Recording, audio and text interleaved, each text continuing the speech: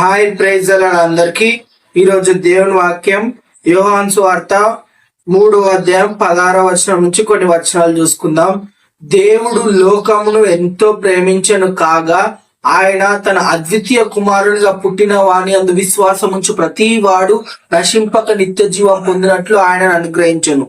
దేవుడు లోకములకు తన కుమారుణ్ణి శిక్షించుటకు కాదు, రక్షణ కొరకే లోకానికి పంపించి ఉన్నాడని ఇందులో ఉంటది.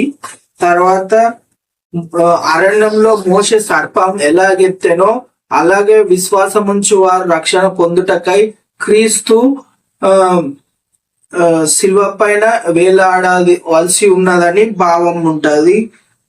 తర్వాత దేవుడు వెలుగున్నది కానీ వెలుగు లోకంకి వచ్చి ఉన్నది కానీ చీకటి దాన్ని గ్రహింపకుండా, ఎందుకంటే మనుషుల్లో చెడ్డ క్యారెక్టర్ ఉంటది కాబట్టి వాళ్ళు వెలుగునొద్దకు రారు. ఎందుకంటే ఇప్పుడు వెలుగు దగ్గరకు వస్తే వాళ్ళ చీకటి అంత పాపం బయటపడుతుంది కాబట్టి వెలుగు దగ్గరికి రారు అని అర్థం.